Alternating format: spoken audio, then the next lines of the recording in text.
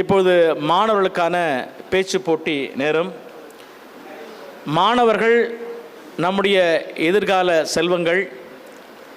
தமிழை நாம் பாதுகாப்பதை விட பாதுகாப்பாக அவர்கள் கையில் கொடுப்பதுதான் தமிழுக்கு பாதுகாப்பு என்ற அந்த நல்ல எண்ணத்தில் இந்த குழந்தைகளின் மழலைகளின் நாவில் தமிழை உலாவிட ஒரு பேச்சு போட்டியை நடத்தி அதன் வழியாக தமிழை அவரிடம் இருந்து கொண்டு வர வேண்டும் என்ற அந்த வேட்கையோடு இந்த நிகழ்ச்சி நடைபெற இருக்கின்றது. கம்பன் உயர்நிலை பள்ளியினுடைய மாணவர்கள் இந்த போட்டியில் கலந்து கொண்டு நம்ம எல்லாம் பூரிப்படைய செய்ய இருக்கின்றார்கள். பாரதிதாசன், பாரதியார் என்ற பெரும் ஆளுமைகள் தமிழுக்கு கிடைத்த மிகச்சிறந்த அறிவு கொடை வள்ளல்கள். அவளை பற்றியெல்லாம் நம்முடைய மாணவ செல்வங்கள் எடுத்துரைக்க இருக்கின்றார்கள். அதை நீங்கள் கண்டு ரசிக்க இருக்கின்றீர்கள். இப்போது மாணவர்களுக்கான போட்டி இனிதே தொடங்க இருக்கின்றது. மாணவர்கள் யார் யார் பேச இருக்கின்றார்கள் என்பதை அறிவிக்க திரு ரவிச்சந்திரன் ஐயா அவர்களை அன்போடு கேட்டுக்கொள்கின்றேன். கம்பன் உயர்நிலைப் பள்ளியில் சார்ந்த தாராவி பகுதியிலிருந்து வந்திருக்கக்கூடிய கம்பன் உயர்நிலைப் பள்ளி, அதில் 6 மாணவ மாணவிகள் கலந்து கொள்ள இருக்கின்றார்கள். பாரதிதாசன், பாரதியார், காமராஜர், ஐயா தந்தை பெரியார் மற்றும் ஏபிஜே அப்துல் கலாம், டாக்டர் ஐயா அப்துல் கலாம் அவர்களை பற்றி பேச்சு போட்டி நடைபெற இருக்கிறது. முதல்வதாக டீனா சின்னசாமி அவர்களை, கம்பன் பள்ளியிலிருந்து வரக்கூடிய டீனா சின்னசாமி அவர்களை பாரதிதாசன் என்கின்ற தலைப்பில் பேச அழைக்கின்றேன். அவையோர் அனைவருக்கும் என் முதற்கண் வணக்கத்தை தெரிவித்துக் கொள்கிறேன். என் பெயர் டீனா. நான் கம்பன் உயர்நிலைப் பள்ளியில் 8ஆம் வகுப்பு படிக்கின்றேன். நான் பாவேந்தர் பாரதிதாசனை பற்றி பேச வந்துள்ளேன். தமிழுக்கும் அமுதென்று பேர், அந்த தமிழ் இன்பத் தமிழ் எங்கள் உயிருக்கு நேர் என்று தேன் சுவை சொட்டும் பாடல் வரிகளுக்கு சொந்தக்காரர் நம் பாவேந்தர் பாரதிதாசன். உலகில் மாபெரும் தமிழ் கவிஞர்களுள் பாரதிதாசனும் ஒருவர். இவர் பாரதியின் சீடர் ஆவார். பாரதியார் அமரக்கவி என்றால் பாரதிதாசனோ புரட்சி கவி. தாசனின் பாடல்களோ மிடுக்கோடு காணப்படும். இவர் புதுச்சேரியில் ஏப்ரல் 29ஆம் தேதி 1891ஆம் ஆண்டில் பிறந்தார். இவரது பெற்றோர் கனகசபை லக்குமி அம்மாள் ஆவார்கள். இவருக்கு பெற்றோர் இட்ட பெயர் கனக சுப்புரத்தினம் ஆகும். இவர் இளமையிலே பிரெஞ்சு மொழியிலும் தாய்மொழியாம் தமிழ் மொழியிலும் சிறந்த புலமை பெற்றிருந்தார். புதுவையில் பாரதியாருடன் நெருங்கி பழகி அவருடைய அன்பையும் பாராட்டையும் பெற்றார். பாரதியாரின் மீது கொண்ட பற்றின் காரணமாக தன் பெயரை பாரதிதாசன் என மாற்றிக்கொண்டார். புரட்சி கவி பல மொழிகளையும் தெளிவுற கற்று தமிழ் ஆசிரியராகவும் கல்லூரியிலும் பல பத்திரிகைகளிலும் பணியாற்றியுள்ளார். பகுத்தறிவு பார்வை முழுமையாக பாரதிதாசன் மூலம்தான் தமிழ் இலக்கிய வரலாற்றிலேயே பார்க்க முடிகிறது. பச்சை விளக்காகும் உன் பகுத்தறிவு தம்பி, பச்சை விளக்காலே நல்ல பாதை பிடி தம்பி, பத்துடன் மூஞ்சி நீ பகுத்தறிவை போற்று, நல்ல வழிகாட்டுவது பகுத்தறிவுதான், அதை நம்பிடவும் போற்றிடவும் வேண்டும் என்கிறார் புரட்சி கவிஞர். பாரதிதாசன் வாழ்ந்த காலம் நாடு வளமிழந்து வறுமையில் உழன்று உரிமை கெட்டு அடிமையில் கிடந்து கொண்டிருந்தது. இந்த சமூகத்தை சீர் செய்ய புறப்பட்ட கவிஞர் தொழிலாளர்களையே போர் வீரர்களாக மாற்றினார்.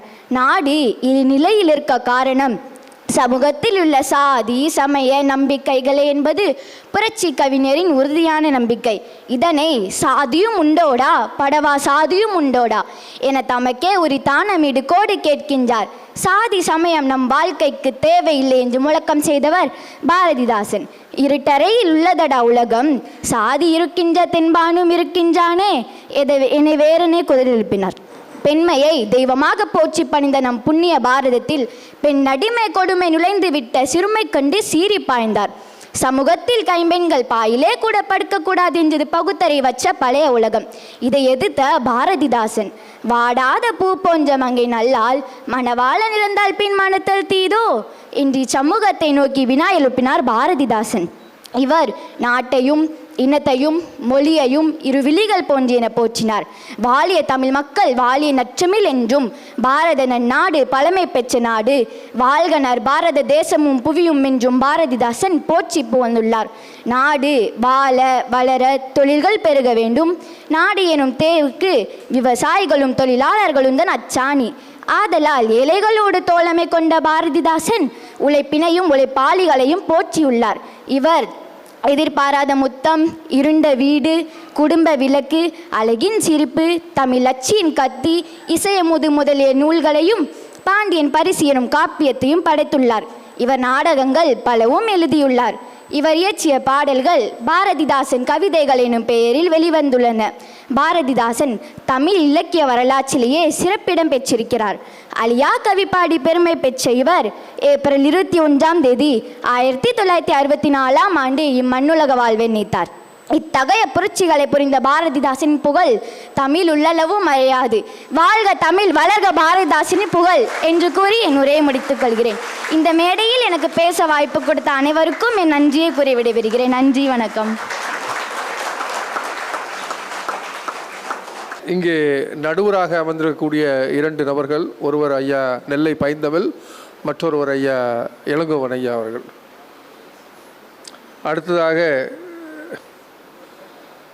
பாரதியார் என்கின்ற தலைப்பில் சுசிலா மூக்காண்டி அவர்களை அழைக்கின்றேன். காலம் பிறக்கும் முன் பிறந்த என் தமிழே, தமிழ் அன்னையே, உன்னை வணங்கி என் பேச்சை தொடங்குகின்றேன். அனைவருக்கும் முதற்கண் வணக்கத்தை தெரிவித்துக் கொள்கிறேன். எனது பெயர் சுசிலா. கம்பன் உயர்நிலை பள்ளியில் இருந்து 8ஆம் வகுப்பு படிக்கின்றேன். தற்கால இலக்கியத்தின் முன்னோடி, தேசிய கவி, அமரக்கவி என்ற சிறப்பு பெயர்களால் அழைக்கப்பட்ட பாரதியார் அவர்களை பற்றி இன்றைய நாளில் பேச வந்துள்ளேன். காக்கை சிறகினிலே நந்தலாலா, நெஞ்சன் கரிய நிறம் தோன்றுதே நந்தலாலா. நல்லதோர் வீணை செய்து அதை நலங்கெட புழுதியில் எறிவதுண்டோ? வட்டக்கரிய விழில் கண்ணம்மா வானக்கருணைக்குள். இந்த அழகிய வரிகள் எல்லாவற்றுக்குமே ஒரு ஒற்றுமை உண்டு. அவை அனைத்துமே ஒரே பேனாவிலிருந்து உதிர்ந்த வரிகள். வரகவி என்று அழைக்கப்பட்ட ஒரு கவிஞரால் வடிக்கப்பட்ட கவிதைகள் சினிமா பாடல்களாக வந்ததால் அவை பெரும் புகழ் பெற்றன. ஆனால் சினிமா நமக்கு காட்டாத இன்னும் பல அரிய கவிதைகளை தமிழுலகுக்கு தந்திருக்கிறார் அந்த அமரக்கவி. அவர்தான் மீசை கவிஞர் என்றும் முண்டாசு கவிஞர் என்றும் தமிழ் இலக்கிய உலகம் போற்றும் கவிஞர். தமிழகத்திலேயே பிறந்து உலக அளவிற்கு போற்றப்படுபவர்தான் நம் மகாகவி பாரதியார் ஆவர். இவர் 1882 டிசம்பர் 11 திருநெல்வேலி மாவட்டத்தில் உள்ள எட்டயபுரம் என்னும் ஊரில் சின்னசாமி லக்குமி இணையருக்கும் மகனாக பிறந்தார் பாரதியார். இவருக்கு பெற்றோரிட்ட இயற்பெயர் சுப்பிரமணியர். சுப்பையா என இவரை செல்லமாக அழைத்தனர். சுப்பையாவுக்கு 5 வயதான போது தனது தாயார் இறந்து போனார். பாரதியார் எட்டயபுர சமஸ்தானத்தில் வித்வானாக இருந்தார். சிறு வயதிலேயே கவி பாடும் ஆற்றலும் புலமையும் இருப்பதைக் கண்டு வியந்து அவரை பாராட்டி பாரதி என்ற பட்டத்தை வழங்கினர் எட்டயபுர மன்னர். 7 வயதிலேயே அவர் கவிதைகளை எழுத தொடங்கினார். தம் தாய்மொழியாம் தமிழின் மீது அளவு கடந்த அன்பு கொண்டவர் பாரதியார். பன்மொழி புலமை பெற்ற பாவலரான இவர் யாமறிந்த மொழிகளிலே தமிழ் மொழி போல் இனிதாவதெங்கும் காணோம் என கவி புனைந்த கவிஞாயிறு. சமஸ்கிருதம், மங்காளம், பிரான்சியம், இந்தி, ஆங்கிலத்தில் தனி புலமை பெற்றவர். இவர் குயில் பாட்டு, கண்ணன் பாட்டு, பாஞ்சாலி சபதம், சுயசரிதை, புதிய ஆத்திச்சுடி, ஞான பாடல்கள், தோத்திர பாடல்கள், விடுதலை பாடல்கள் ஆகியன இவர் படைப்புகளின் சில. பாட்டுக்கொரு புலவன் பாரதி. பாடல்களின் இலக்கண கட்டுக்களை தகத்தெறிந்தவர். இலக்கிய கட்டுக்களை தகத்தெறிந்த பாரதி புதுக்கவிதை என புகழப்படும் பாமரரும் கேட்டுணரும் வசன கவிதைகளை தமிழுக்கு தந்தவர். அஞ்சாமை குறித்து பாடும் பொழுது அச்சமில்லை அச்சமில்லை அச்சமென்பதில்லையே, உச்சி மீது வானிடிந்து வீழுகின்ற போதிலும் அச்சமில்லை அச்சமில்லை அச்சமென்பதில்லையே என்று பாடினார். குழந்தைகளுக்காகவும் பல பாடல்களை இயற்றியுள்ள பாரதியார் ஓடி விளையாடு பாப்பா, நீ ஓய்ந்திருக்கலாகாது பாப்பா என்று பாடினார். தமிழகத்திலேயே முதலில் பெண்ணுரிமை பற்றி பேசியதே பாரதியாகத்தான் இருக்க முடியும். போற்றி போற்றி 1000 போற்றி, நின் பொன்னடிக்கு 10,000 போற்றிக்கான் என்று பெண்மை வாழ்கவென கூத்திடுவோமடா என்றார். பெண்களின் கல்வியறிவிற்காக சட்டங்களை செய்திடவும் கனவு கண்ட பாரதி சாதம் படைக்க மட்டுமல்லாது தெய்வ சாதி படைக்கவும் பெண்கள் தகுதி படைத்தவர்கள் தாம் என்றார். நம் பாரத நாடு ஆங்கிலேயரிடமிருந்து விடுதலை அடையும் முன்னையே விடுதலை அடைந்து விட்டதாக கனவு கண்டு ஆடுவோமே பல்லு பாடுவோமே, ஆனந்த சுதந்திரம் அடைந்து விட்டோமே என்று பாடினார். அக்கனவு பின்னால் பலித்தது. அதுபோல் நம் பாரத நாடு விடுதலைக்கு பின்னால் எவ்வாறு திகழ வேண்டும் என்று பாடல்களாய் பாடினார். தமிழ் பாரதிக்கு கிடைத்த வரம், பாரதி தமிழுக்கு கிடைத்த வரம். பாரதி குழந்தைகளுக்காகவும் பாடினார், பெண்களின் முன்னேற்றத்திற்காகவும் பாடினார், அறியாமை நீங்கவும் சாதி வெறியை சாடவும் நாடு விடுதலை பெறவும் பாடினார். அந்த தீர்க்கதரிசியின் பல கனவுகள் பலித்தன. தமிழ் இலக்கிய உலகம் உள்ளவரை பாரதியின் புகழ் இவ்வுலகில் நிலைத்திருக்கும் என்று கூறி என் உரையை முடித்துக் கொள்கிறேன். நன்றி, வணக்கம்.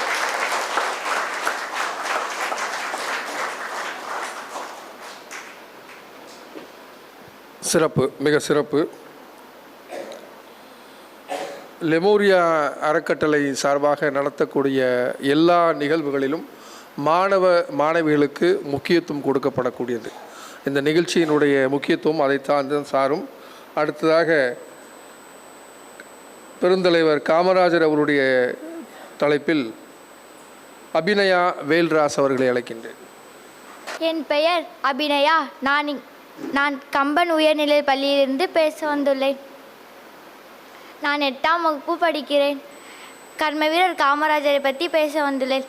ஈக்கள் சுவைத்திடும் கனியே, பூவில் படர்ந்த பனி துளியே, இருட்டை வீழ்த்தும் பேரொளியே, என் அன்னை தமிழே, கட்டி கரும்பே, உம்மையும் அவையோரையும் வணங்கி பேசப் போகிறேன் என் தலைப்பில் இறங்கி. இனம் காட்டும் நிறம், குணம் சொல்லும் உடை, தைரியம் அறிவுக்கு உடல், வணங்க தோன்றும் முகம், தோளில் துண்டு, பேச்சில் அன்பு, நடத்தையில் பண்பு, வாழ்க்கையில் எளிமை, அனைத்திலும் பொறுமை, பெரியோர் இடத்தில் பணிவு, அரசியல் துணிவு, உலகம் போற்றும் மகராசர் அவரே எங்கள் காமராசர். கர்மவீரர் படிக்காத மேதை, ஏதை பங்காளர், பெருந்தலைவர், தென்னாட்டு காந்தி, கல்வி கந்திறந்த காமராசர், கிங் மேக்கர் என சில சிறப்பு பெயர்களால் அழைக்கப்படுகிறார். கர்மவீரர் இன்றைய விருதுநகர் மாவட்டம் விருதுப்பட்டி என்னும் கிராமத்தில் 1903ஆம் ஆண்டு ஜூலை திங்கள் 15ஆம் நாள் குமாரசாமி சிவகாமி தம்பதியருக்கு மகனாய் பிறந்தார். இவரின் இயற்பெயர் காமாட்சி ஆகும். ஆனால் இவரின் தாய் இவரை அன்போடு ராசா என்று அழைப்பார். அதுவே பின்னாளில் காமராசர் என உருவெடுத்தது. தன்னுடைய 12ஆம் வயதில் 6ஆம் வகுப்பு படித்த பொழுதே தந்தையே இழந்தார். இளமை பருவத்திலேயே தந்தை இழந்த காமராசர் தாயின் அரவணைப்பில் வளர்ந்த பொழுதே நாட்டின் விடுதலை போரில் ஈர்க்கப்பட்டார். காந்தியடிகள் என்னும் தலைமையில் வெள்ளைக்காரனுக்கு எதிராக தானும் பங்கு கொண்டார். தமிழக காங்கிரசின் அசைக்க முடியாத பெருந்தலைவராக இளமை காலத்திலேயே பொறுப்பை விளக்கினார். காமராசர் என்றவுடன் தமிழக அரசின் பொற்கால ஆட்சி செய்த ஒரே தலைவர் முதல்வர் காமராசர் ஆவார். ஏற்றலும் ஈட்டலும் காத்த வகுத்தலும் வல்லதரசு என்னும் வள்ளுவர் வாக்கினங்க அமைந்திருந்தது. காமராசரின் ஆட்சி ஏழை எளிய மக்கள் கல்வி பயின்றால்தான் நாட்டின் வளம் பெருகும் நாடு என்று அறியாமை இருளில் இருந்து விலகும் என்பதனை அறிந்து நாடு முழுவதும் கல்விக்கூடங்களை திறந்தார். ஏழை பயில மதிய உணவு திட்டத்தை அமல்படுத்தினார். தமிழக மாநிலம் தலைச்சிறந்த தலைவனை கண்டு தலைவணங்கியது. ஏழை மக்களின் கல்வி முன்னேற்றத்தினை ஏற்படுத்தியதால் கல்வி கண் திறந்த காமராசர் என நிரூபித்தார். இவர் தீட்டிய திட்டங்களோ பல. நீர்ப்பாசன திட்டங்கள், அணைக்கட்டுகள், மின்துறை சாதனைகள், தொழில் வளர்ச்சி என காமராசரின் கூறுகிறார். 1963ஆம் ஆண்டு அகில இந்திய அரசின் காங்கிரஸ் அசைக்க முடியாத தலைவராக புகழ் பெற்றார். வாழ்க பாரதம், வாழ்க காமராஜரின் புகழ். நன்றி, வணக்கம். சிறப்பு, ரொம்ப சிறப்பு. ஒன்றும் பிரச்சனை இல்லைம்மா, ரொம்ப அருமையாக பேசுனீங்க. இங்கே இந்த மேடையில் இந்த இடத்துல நிற்கிறதே பெரிய விஷயம்மா. அதனால் நீங்கள் இதை பற்றி கவலைப்படாதீங்க. அதனால் ஒன்றும் பிரச்சனை இல்லை, சரியா? அடுத்ததாக மலாடு மேற்கு பகுதியிலிருந்து எஸ்வி ரோடு மாநகராட்சி பள்ளியிலிருந்து வந்திருக்கக்கூடிய லேசாந்த் இலக்கியன் அவர்களை டாக்டர் ஏபிஜே அப்துல் கலாம் அவர்களுடைய தலைப்பில் பேச அழைக்கின்றேன். என் பெயர் லிசாந்த். நான் படிக்கும் பள்ளி பெயர் வல்லனி உயர்நிலைப் பள்ளி. சபையில் அமர்ந்திருக்கும் சான்றோர்கள் அனைவருக்கும் எனது இனிய மாலை வணக்கத்தை தெரிவித்துக் கொள்கிறேன். இந்தியாவின் 11வது குடியரசுத் தலைவரும் இந்தியாவின் புகழ்பெற்ற விண்வெளி விஞ்ஞானியுமான முனைவர் அப்துல் கலாம் ஐயா அவர்களை பற்றி பேச முன்வந்துள்ளேன். முனைவர் அப்துல் கலாம் ஐயா அவர்களின் கண்டுபிடிப்புகள்: அணுசக்தி திறன்களை வடிவமைத்தார், ஏவுகணை தொழில்நுட்பத்தை வடிவமைத்தார், விண்வெளி முயற்சிகளையும் வடிவமைத்தார்.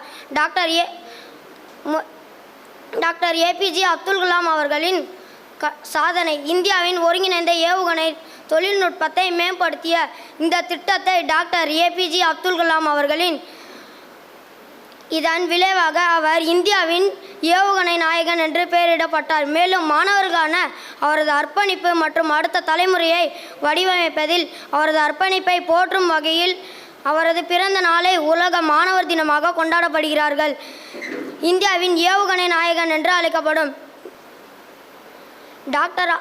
டாக்டர் கலாம் ஒரு விஞ்ஞானியாக நாட்டின் விண்வெளி மற்றும் பாதுகாப்பு திட்டங்களை முன்னேற்றுவதில் டாக்டர் கலாம் ஒரு முக்கிய பங்காற்றினார். மேலும் அவர் ஒரு கல்வியாளர், எழுத்தாளர் மற்றும் தொலைநோக்கு ஜனாதிபதியாக அவரது நீடித்த மரபு தேசத்தின் வளர்ச்சிக்கு குறிப்பிடத்தக்க பங்களிப்புகளை செய்துள்ளது.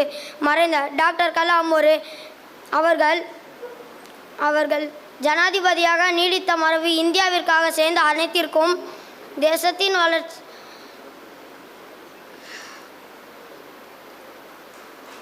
நன்றி, வணக்கம். லேசாந்த் இலக்கியன்.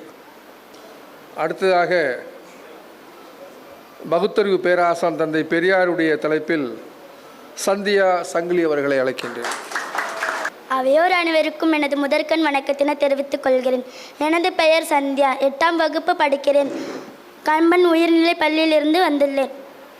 பெண்கள் விடுதலைக்காக போராடியவரும் சமத்துவத்தை ஊக்குவிப்பதில் சிறந்த பங்களிப்பை செய்து வருமான தந்தை பெரியார் அவர்களை பற்றி பேச வந்துள்ளேன். தந்தை பெரியார் சாதி முறையை களைவதற்கு அரும்பாடுபட்டோர் சீர்திருத்தவாதி ஆவார். இவரது இயற்பெயர் ஈரோடு வெங்கடப்ப ராமசாமி ஆகும். இவரது பெயர் ராமசாமி தானே?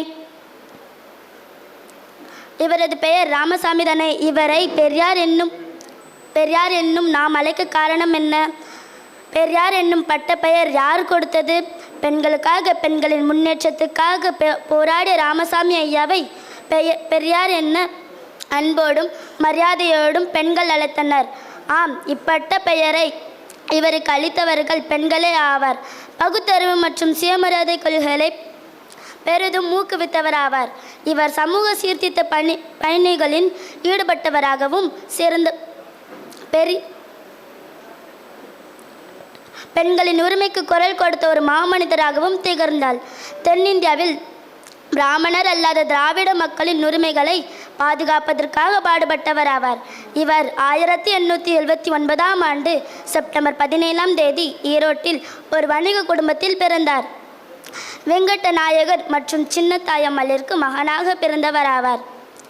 5 ஆண்டுகள் கல்வி பயின்றதோடு மட்டுமல்லாமல் தனது தந்தையின் தொழில் முயற்சியிலும் ஈடுபட்டார். இவர் தனது 19ஆம் வயதில் நாகம்மையார் என்பவரை திருமணம் செய்தார். 1937ஆம் ஆண்டு தமிழ்நாட்டில் இடம்பெற்ற இந்தி மொழி எதிர்ப்பு போராட்டத்தில் தலைமை தாங்கி செயற்பட்டவர் தந்தை பெரியார் ஆவார். அதாவது காங்கிரஸ்காரர்கள் இந்தி மொழி ஆட்சி மொழியாக வேண்டுமென்று நோக்கத்தினை கொண்டிருந்தனர். இவ்வாறு இந்தி மொழி ஆட்சி மொழியாக கருதினால் ஏனைய தாய்மொழிகளின் வளர்ச்சியானது குன்றிவிடும் என்பதனை கருத்தில் கொண்டு திருச்சியில் பெரிய இந்தி மொழி எதிர்ப்பு மாநாடு நடைபெற்றதோடு இம்மாநாட்டில் பெரியார் தலைமையிலும் தமிழ் மக்கள் பலர் ஒன்றிணைந்து எதிர்ப்பு போராட்டத்தை மேற்கொண்டனர். இப்போராட்டத்தில் ஈடுபட்டதற்காக பெரியாரை சிறையில் அடைக்கப்பட்ட போது இந்திய எதிர்த்து கிளர்ச்சி செய்த பெருமை தந்தை பெரியாரையே சாரும். பெண்கள் விடுதலைக்காக அரும்பாடுபட்ட தோண்டாற்றியவரே தந்தை பெரியார் ஆவார். இவர் ஆண் படித்தால் அவன் மட்டுமே படிக்கின்றான், அதே ஒரு பெண் படித்தால் அந்த குடும்பமே படிக்கின்றது என்று சொன்னார். பெண்களுக்காக கல்வி உரிமை, பேச்சு உரிமை, சொத்து உரிமை வளர்க்கப்பட வேண்டும் என்று வலியுறுத்தினார். பெண்கள் தங்கள் வாழ்க்கையை நடத்தி செல்ல தேவையான அளவு உத்தியம் பெற ஆரம்பித்து விட்டாலே ஆண்களுக்காக அடிமையாக இருக்க வேண்டியதில்லை என்று குறிப்பிட்ட பெண்களின் விடுதலைக்காக போராடியவர் ஆவார். 1989ஆம் ஆண்டு பெண்களுக்காக சொத்து உரிமை வழங்கப்பட வேண்டும் என்று கோரிக்கையினை நிறைவேற்றினார். மேலும் பெண்களை தமது போராட்டத்தில் முன்னிலைப்படுத்தினார். நாட்டின் விடுதலை விட நாட்டு மக்களின் விடுதலையே அவசியம் என கருதிய பெரியார் தமது வாழ்க்கை பயணத்தில் பாதி பகுதியை பெண்களின் விடுதலைக்காகவே செலவு செய்தோடு தமிழ்நாட்டு மக்களின் உள்ளங்களை வென்றவராவார். பெரியாரின் சிந்தனைகள் இன்றும் என்றும் நம்மை சிந்திக்க வைக்கும் என்பதில் ஐயமில்லை. இவரின் சமூக சிந்தனைகள் மக்களுக்கு வழிகாட்டும் என்று கூறி பேச வாய்ப்பளித்த அனைவருக்கும் எனது நன்றியை தெரிவித்துக் கொள்கிறேன். நன்றி, வணக்கம். அடுத்ததாக நம்மளுடைய ஷாஜி நகர் பிஎம்சி தமிழ் பள்ளியிலிருந்து இருக்கக்கூடிய அமீனா அவர்களை ஒழுக்கம் என்கின்ற தலைப்பில் பேச அழைக்கின்றேன். என் பெயர் ஆமினா. நான் 8ஆம் வகுப்பில் படிக்கிறேன். இன்று நான் பேச போகிற தலைப்பு ஒழுக்கம். அறிவில் சான்றோர் நிரம்பியுள்ள அவையில் கூடியிருக்கும் ஆன்றோர்களுக்கும் சான்றோர்களுக்கும் என்னை போல் உரையாற்ற வந்திருக்கும் எனது நண்பர்களுக்கும் முதற்கண் என் வணக்கத்தை தெரிவித்துக் கொள்கிறேன். பெரியோர்களே, நான் எதை பற்றி பேசலாம் என யோசித்த பொழுது முதலில் தோன்றியது அம்ருத் உற்சவமாக கொண்டாடப்படுகிற சுதந்திர தினமா, ஒலிம்பிக் பற்றியா, அல்லது இன்று வேற்று நடை போடுகிற தொழில்நுட்பம் பற்றி பேசலாமா? இவை என்னும் பொழுது இல்லை, இவை அனைத்தையும் நல்வழிப்படுத்தக்கூடிய சுய ஒழுக்க கட்டுப்பாட்டில் முக்கியத்துவம் தான் முதன்மையானது என கருதி நான் சுய ஒழுக்கத்தின் என்ற தலைப்பை எடுத்து பேச என்னை அனுமதிக்கும்படி அனைவரிடம் வேண்டிக் கொள்கிறேன். அவையினரே, ஒழுக்கம் விழும்பம் தரலாம் ஒழுக்கம் உயிரினும் ஓப்பப்படும் என்பது நம் தமிழர் தாத்தா திருவள்ளுவரின் கூற்றாகும். ஓதலில் சிறந்தது ஒழுக்கமுடைய என்பவர் உலகினில் புகழ்பட வாழ்வதற்கு அடிப்படையாய் இருப்பதே ஒழுக்கமே ஆகும். இத்தகைய ஒழுக்கத்தை உயிரினும் மேலாக பொற்றி வாழ வேண்டும் என்பது நம் தமிழ் மரம் விளக்குகிறது. அதனால் தானோ திருவள்ளுவர் இதன் சிறப்பை ஒரு அதிகாரத்தில் 10 பாடல்கள் மூலம் விளக்கினாரோ. முதலில் நாம் ஒழுக்கம் என்றால் என்ன என்பதை காணலாம். மனிதன் மனிதனாக வாழ்வதை ஒழுக்கம் எனப்படும். மேலும் நல்வாழ்வினை கெடுக்கும் களவு, காமம், மது, மாது, சூது முதலியவற்றை நீக்கி போய் கொல், கொடுஞ்சொல், பயனிலா சொல் ஆகியனது பேசாது நீதி, நேர்மை மற்றும் தர்மத்தை கடைபிடித்து நடப்பதே ஒழுக்கம் எனப்படும். பிறர் மனைவியை காம கண்களால் பார்க்காதிருப்பதே ஒழுக்கம் என்றார் திருவள்ளுவர். எனவேதான் ஒருவனுக்கு ஒருத்தி, ஒருத்திக்கு ஒருவன் என்று கொள்கையில் வாழ்வதே சிறந்த ஒழுக்கம் எனப்படும். அக்தே உயிர் போக்கும் நோய் எய்ட்ஸ் அணுக்கும் தடுக்காமல் வலியும் ஆகும். இதற்கு நாம் கடைபிடிக்க வேண்டிய வழி சுய ஒழுக்கமாகும். நீங்கள் அனைவரும் அறிந்த செய்தியினை தான் நான் கூறுகிறேன். பண்டைய தமிழ் மன்னர்கள் மக்களுக்கு ஒழுக்கத்தினை கற்பிக்கும் கடமையுடன் திகழ்ந்தனர். இதனை நன்னடை நல்கள் வேந்தருக்கு கடனை என்னும் பொன்முடியும் கூற்ற புலப்படுத்தும். அறத்திற்கு வித்ததை பழி, பாவம், பகை, அச்சம் ஆகியவற்றை போக்கிடும் ஆற்றல் பெற்றது. இம்மைக்கு மறுமை கும்பலம் அளிக்க வல்லது. மயிர் நீப்பின் உயிர் வாழ கவரைமான், அதாவது ஒழுக்க நிலையில் தாழ்வூற்றின் தலையில் இழந்தன. மைனன மதிப்பற்ற நிலையினை ஏய்த்திட நேரிடும். மதிப்பற்ற நிலை என்பது உயர் நீப்பதற்கு சமமாகும். எனவே ஒழுக்கமுடையோர் அந்நிலை செல்ல அஞ்சுவர். தம் செயலை சுய கட்டுப்பாட்டில் வைப்பவர் சுய ஒழுக்கத்தை இழந்தால் இந்நிலை ஏற்படும் என தெரிந்தும் நல்லோர் யாரும் எரியும் நெருப்பில் விரலை வையார். துறவி எனினும் சிறப்புடன் வாழ சுய ஒழுக்கமே வழிவகுக்கும். ஒழுக்கமுடையோர் வாய் தவறியும் தீய சொற்களை சொல்ல மாட்டார்கள். அவர் சொற்கள் வழுக்கி விடுவோரையும் ஊன்று கோல் போல் காத்திடும். ஒழுக்கத்தால் உயர்ந்தோர் பலர். சுய ஒழுக்கத்திற்கு சிறந்த எடுத்துக்காட்டு நம் தேசத்தந்தை காந்தியடிகள் ஆவார். காந்தியடிகள் மதுவும் மாமிசமும் சைவ ஒழுக்கத்தினை நிலைநாட்டின் உலகினர் பெற்றார். பெற்ற அரசியல் தடை சட்டத்தினை கொண்டார். மறைந்த தலைவர் ராஜீவ் காந்தி அவர்கள் அதனால் தான் புகழ் பெற்றார். பற்றற்ற ஒழுக்கத்தினை கடைபிடித்தமையாலே மற்றற்ற புகழினை பெற்றார் பெருந்தலைவர் காமராசர். தலையாய் தவ ஒழுக்கத்தால் தன்னுயிர் நீதி தன் நிகரில புகழ் கொண்டான் பாண்டிய மன்னன் நெடுஞ்செழியன். விலை பெண்டிர் மரபில் தோன்றிய மாதவி கோவலன் இறந்தும் குல பெண்டரின் ஒழுக்கத்தை கடைபிடித்தால் தமிழர் தம் நெஞ்சுங்களின் நிலை பெற்றார். அதனால் தான் இன்றும் கருப்பில் சிறந்தவள் மாதவியா கண்ணகியா என்ற தலைப்பில் பற்றி மன்றங்களில் பேசப்படுகிறது. மாதவின் சுய கட்டுப்பாட்டு ஒழுக்கம் என்ற அவளை எப்பொழுதும் குன்றா கண்ணகி தெய்வத்திற்கு இணையாக போற்றப்படுகிறது. பிறப்பிக்கும் எல்லா வீடுக்கும் என்றால் வள்ளுவர். இது முற்றிலும் உண்மை. பெண்டிர் தம் கருப்பையில் தோன்றிடும் உருப்பெற்று தோன்றிடும் எல்லா குழந்தையும் ஒரே தன்மையில் தான் பிறக்கின்றன. பின்னர் அவர்கள் வளரும் சூழல், வளர்க்கப்படும் விதம், சமூக சுற்றுச்சூழல் அவர்களை பல்வாறு உருமாற்றம் செய்கிறது. பலந்த பயிர்முலை ஏற்பதற்கு நாம் என்றால் பெற்றோர்கள், ஆசிரியர்கள், சமுதாயம், அரசியல்வாதிகள் என அனைவரும் அவர்களுக்கு ஏற்ற சூழ்நிலையை உருவாக்கி தனி மனித ஒழுக்கத்தில் சிறந்த மனிதனாக உருவாக்க அவர்களுக்கு நாம் முன்மாதிரியாக திகழ வேண்டும். அதற்கு முக்கிய முதல் காரணியாக திகழ்வது சுய ஒழுக்கமாகும். இதனை நாம் பின்பற்றுவது நம் வருங்கால சந்ததியினரையும் பின்பற்ற செய்ய வேண்டும். சுய ஒழுக்கம் பற்றி கற்பிக்க வேண்டும். சுய ஒழுக்கத்தை கடைபிடிக்கக்கூடிய ஒருவரை யாராலும் மாற்ற முடியாது, ஏன் அசைக்க கூட முடியாது. இதற்கு உதாரணங்கள் பல நாம் இதிகாசங்களிலும் வரலாற்று சான்றுகளிலும் கொட்டி கிடக்கின்றன.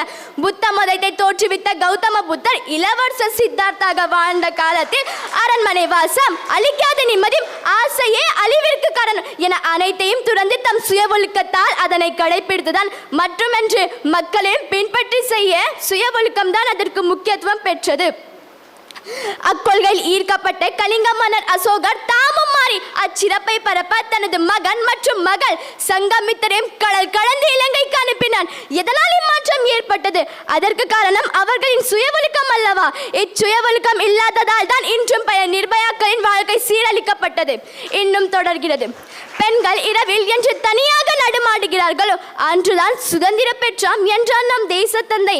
ஆனால் இன்று தனியாக கழிப்பறை செல்லக்கூடிய இளவில்லை தம் சிறுமிகளால். நிகழ்வுகள் நடந்த பின் மெழுகுவர்த்தி ஏற்றுவதை விட அந்நிகழ்வுகளை தடுப்பதே சரியான தீர்வு அல்லவா? இதற்கு சுய ஒழுக்கத்தை கடைபிடிக்க வேண்டும். இதனை வலியுறுத்த வேண்டும். இன்னும் நம் நாட்டில் மெழுகுவர்த்தி ஏற்றுவதை விட அவர்களுக்கு சரியான தண்டனை அளித்து மற்றவர்களுக்கு ஒரு பாடமாக அமைய பாடுபட வேண்டும். தனி மனித ஒழுக்கம் கொண்டு வாழ்ந்த பல புருஷ நூல்கள் தன்னுள் அடக்கியது தம் பாரதம். ஏன் இரட்டை காப்பியங்களின் என போற்றப்பட்ட ராமாயணம் மகாபாரதம் கற்பிக்காத சுய ஒழுக்கமா? ஏகபத்னி விரதனாக வாழ்ந்த ஸ்ரீராமர், தர்மத்தை பின்பற்றி வாழ்ந்த பஞ்ச பாண்டவர்கள், அதர்மத்தை பின்பற்றி வாழ்ந்த கௌரவர்கள், இருவருக்கு இடையே ஏற்பட்ட மகாபாரதம் நமக்கு ஒரு பாடம் அல்லவா? அரசவையிலே திரௌபதி தூகில் ஈர்த்த துரியோதனன் அவனது சகோதரர்களும் தேர்ந்த கடினம் அறிந்ததே. கர்ணன் தர்மமானாக இருந்தாலும் சுய ஒழுக்கமற்ற துரியோதனின் நண்பனாக அவனது அத்தர்மத்திற்கு துணைப்போல் அவன் பெற்ற அவமானங்கள் பற்பல. எனவே ஒழுக்கம் என்பது மிகவும் இன்று அமையாதது. இவ்வாறு பல நிகழ்வுகள் மூலம் இதிகாசங்கள், வரலாற்று நிகழ்வுகள், திரைப்படங்கள் மூலமாகவும் ஒழுக்கம் அதன் முக்கியத்துவம் கற்பிக்கப்படுகிறது. இதனை நாம் புரிந்து செயல்பட்டால் நல்வாழ்வு வாழலாம். அவையோர்களே, ஒழுங்கு ஊராளும் என்பவர் பெற்றோர்கள் தம் பிள்ளைக்கு இளமை பருவம் முதல் நல்லொழுக்கங்களையும் பழக்கங்களையும் பயிற்றுவிக்க வேண்டும். இதுவே சுய ஒழுக்கத்திற்கு வீழ்த்திடும். இது தன் நடக்கத்தை உருவாக்கும். இது நமக்கு உள் வலியமையையும் செயல்களுக்கு எதிர் வினைகளை கட்டுப்படுத்துவதற்கான வழியையும் வழங்குகிறது. வெற்றியை அடைவதற்கான மிக முக்கியமான மற்றும் பயனுள்ள திறன்கள் தனி மனித ஒழுக்கம் ஒன்றாகும். இக்குணத்தை அனைவருக்கும் கொண்டிருக்க வேண்டும். சுய ஒழுக்கம் சிலருக்கு இயல்பாகவே வரும். சிலருக்கு சில முயற்சிகள் செய்தால் சாதிக்க முடியும்.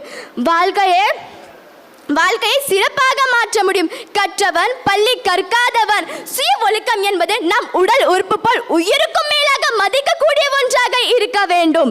ஒரு தனி மனிதன் ஒருவன் வழி மாறினான், அவன் மற்றும் அன்றி அவன் குடும்பம், ஏன் பரம்பரை அவ சொல்லுக்கும் அவ பெயருக்கும் ஆளாகும். ஒவ்வொரு பெற்றோரும் தம் பிள்ளையை ஒழுக்கமான பிள்ளையாக வளர்கிறானா என்பதை கவனிக்க வேண்டும். சிறு பிராயத்தில் செய்யும் தவற்றை உடனே திருத்தி நல் வழியில் செல்வதே நாணல் போன்ற எளிமையானது. ஒழுக்கம் நெறிய தவறினால் மீண்டும் சிறப்பை அடைய முடியாது. எனவே நன்றிக்கு வித்தாகும் நல்லொழுக்கம் தீயொழுக்கம் என இடும்பை தரும் என கூறும் திருக்குறளை நம் வாழ்வில் மறவாது. சுய ஒழுக்கத்தை கடைபிடிப்போம். சுய ஒழுக்கமே வாழ்வில் உயர்வை தரும். சுய ஒழுக்கமே நாட்டின் பண்பாட்டை உயர்த்தும். எனவே நாம் அனைவரும் தனி மனித ஒழுக்கம், அதாவது சுய ஒழுக்கத்தை பின்பற்ற வேண்டும் என கூறி நான் உங்களிடமிருந்து விடைபெறுகிறேன். நன்றி, வணக்கம்.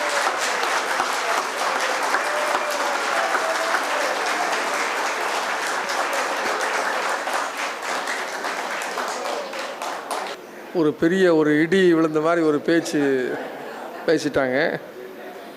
ஆனால் சரி, இருக்கட்டும். சரி, பரவாயில்ல. அடுத்ததாக கம்பன் உயர்நிலைப் பள்ளியில் வந்திருக்கக்கூடிய பாரதியார் அவருடைய தலைப்பில் பொன்னையா முத்துக்காலை அவர்களை அழைக்கின்றேன். வணக்கம், என் பெயர் பொன்னையா முத்துக்காலை. நான் கம்பன் உயர்நிலைப் பள்ளியில் 10ஆம் வகுப்பு படிக்கிறேன்.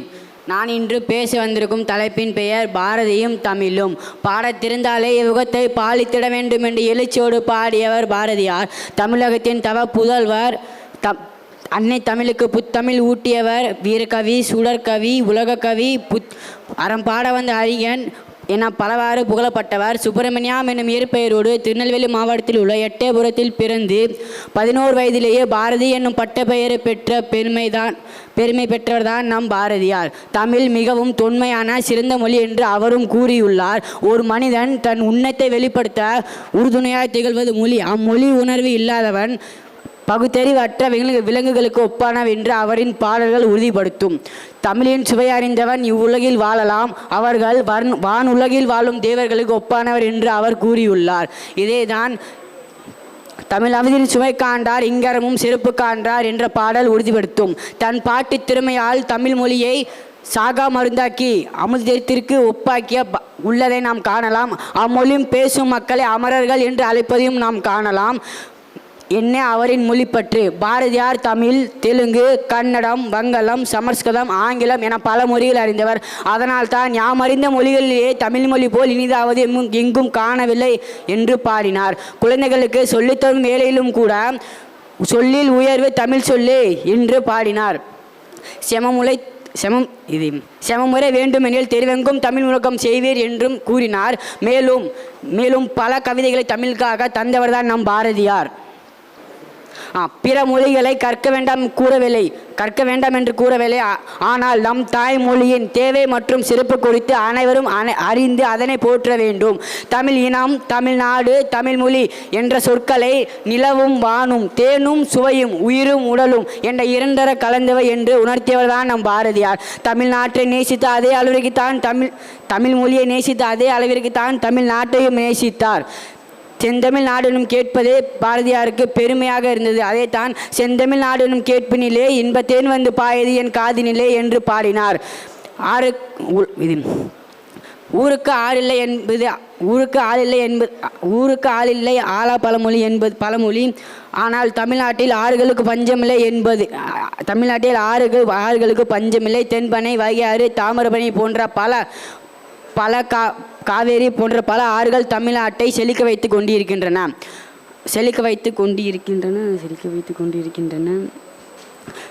கவிதைகளை முதலில் தமிழுக்கு கவிதைகளை அறிமுகம் செய்தவர் பாரதியார். கண்ணன் பாட்டு, குயில் பாட்டு, பெண்கள் விடுதி குமி என பல பாடல்களை தமிழுக்கு தந்துள்ளார். மேலும் பல சிறந்த படைப்புகளை தமிழில் மொழிபெயர்ந்தார். எட்டயபுர அரசபை கவிஞராக பணிபுரிந்து பல இலக்கங்களை உருவாக்கியவர் தான் நம் பாரதியார். கண்கள் இருந்தும் குருடாய், வாயிருந்தும் செவிடாய், வாயிருந்தும் ஊமையாய், காதிருந்தும் செவிடாய் வாழ்ந்த தமிழர்களை பார்த்து வருந்தினார் பாரதியார். எனக்கு பிடித்த நபர். அவையில் கூடியிருக்கும் ஆன்றோர்களுக்கும் சான்றோர்களுக்கும் எனது நண்பர்களுக்கும் முதல் கண் என வணக்கத்தை தெரிவித்துக் கொள்கிறேன். இன்று நான் தேர்ந்தெடுத்துள்ள தலைப்பு எனக்கு பிடித்த நபர். இத்தலைப்பை பார்த்துடன் மனதில் ஆசைய அன்பு செலுத்தும் என் அப்பா, பாசமனை பற்றி கொள்ளும் என் அம்மா, பரிவு காட்டும் தாத்தா, பாட்டி, சகோதரர்கள், சகோதரிகள், நண்பர்கள், பாடம் கற்றுத்தரும் ஆசிரியர்கள் என பலர் வலம் வந்தனர். ஆனால் நான் தேர்ந்தெடுக்கும் நபர் தமிழன்னையை அழகுபடுத்திய பாவலர்கள் பலர் இருந்தாலும் தமிழகத்தில் மட்டுமின்றி உலகம் முழுதி போற்றி பாராட்டும் பாவலர் திருவள்ளுவரும் அவர் இயற்றிய திருக்குறளும் தான். இவ்வையகத்தில் தனக்கென தனி இடம் வகித்தவர் திருவள்ளுவர். செந்தமிழ் நாடேனு போதினிலே இன்பத்தேன் வந்து பாயுது காதினே என்பதை போல் திருவள்ளுவர் என்ற பெயரை கேட்டவுடன் நம் மனமும் உடலும் நிமிர்ந்து பெருமை கொள்ளும் கல் தோன்றி மண் தோன்றா காலத்தே முன் தோன்றி மூத்த குடியினர் தமிழர் என்பவர். அதற்கு சான்றுதான் நம் வள்ளுவர் இயற்றிய காலங்கடந்து நிற்கும் திருக்குறள் ஆகும். ஞானத்தின் எம்மொழிக்கும் ஒன்றையானது திருக்குறள் எனின் மிக என்று ஒரு நாட்டினர் வாழ்வாங்கு வாழ்ந்த வரலாற்றையும் பண்பாற்றையும் கட்டி நிற்பது நம் தமிழ் மொழியும் இலக்கியமும் ஆகும். சொல்வளம் மிக்க ஈரடி உலகத்தின் அத்தனை மக்களும் எக்காலத்திற்கும் ஏற்ற பின்பற்றக்கூடிய சால சிறந்த கருத்துக்களை கூறிய திருவள்ளுவரே என் மனம் கவர்ந்தவர். முக்காலத்திற்கும் ஏற்ற கருத்துக்களை கூறும் வகையில் உலக பொதுமறை எனும் திருக்குறள் எனும் பெரிய இலக்கியத்தை தமிழில் படைத்து தமிழையே பெருமை கொள்ள செய்தவர் யார் தெரியுமா? எனக்கு பிடித்த திருவள்ளுவர் தான். திருக்குறள் இல்லாத தத்துவங்களை இல்லை எனும் அளவிற்கு அனைவராலும் வியந்து போற்றப்படும் திருக்குறளை இயற்றிய திருவள்ளுவரை எனக்கு பிடித்தவர் என்பதில் பெருமை அடைகிறேன். இவர் சங்கம் அறிவிய காலத்திற்குரிய புலவர் என தமிழ் இலக்கிய வரலாறு கூறுகிறது.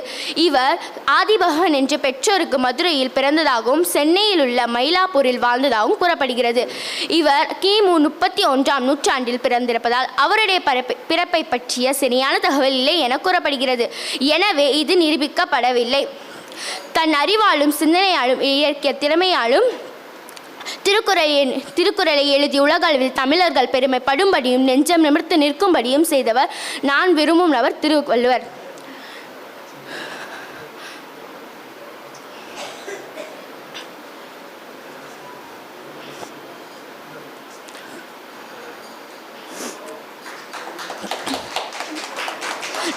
நூற்றி 33 அதிகாரங்களில் அதிகாரம் ஒவ்வொன்றுக்கும் 1330 குறள்பாடுகள் கருத்துக்களை அடக்கியுள்ளார்.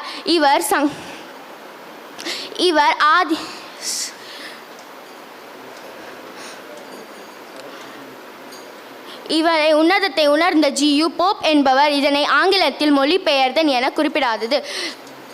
இது மட்டுமா, திருக்குறளின் கவித்திறனை நேரில் பார்த்த மார்க்சிலன் என்பவர் தனது மகளான வாசுகியை மனமெடுத்து தந்தார் என கூறப்படுகிறது. எளிய வாழ்க்கை வாழ்ந்த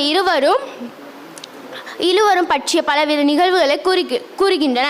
அவற்றில் சில தினம் வள்ளுவர் உணவருந்தும் போது ஒரு கிண்ணத்தில் ஊசியையும் நீரையும் வைத்து கொள்வாராம். திருவள்ளுவர் பல நாட்கள் கழிந்த நிலை ஏனென அழியாமல் குழம்பிய வாசுகி தன் கணவரிடம் காரணம் கேட்டுள்ளார். அதற்கு அவர் கூறிய பதில், உணவு பருக்கை உணவருந்தும் போது சிந்திவிட்டால் அதனை ஊசியில் எடுத்து கிண்ணத்தில் உள்ள தண்ணீரில் கழுவி மீண்டும் உண்ணத்தான் என பதில் சொன்னார். அன்னமும் சிந்தவில்லை, ஊசிக்கும் நீருக்கும் வேலை இல்லாமல் போய்விட்டது. அத்தகைய சிறப்புமிக்க திருவள்ளுவரின் பொறுமையும் நிதானமும் மாமுலர இவ்வாய்ப்பை அளித்த அனைவருக்கும் நன்றி கூறுகிறேன். வணக்கம். வாழ்க திருவள்ளுவர், வளர்க அவர் புகழ். நன்றி. நன்றி ஐயா. முடிவு வாங்கிட்டு வந்துடுறேன். மாணவ செல்வங்கள் மிக சிறப்பாக இங்கே உரையாற்றி உங்கள் அனைவரையும் பல்வேறு தகவல்களால் நிறைத்திருக்கிறார்கள். அந்த மாணவர்கள் அனைவருக்கும் எங்களுடைய நெஞ்சார்ந்த நன்றியை தெரிவித்துக் கொள்கின்றோம்.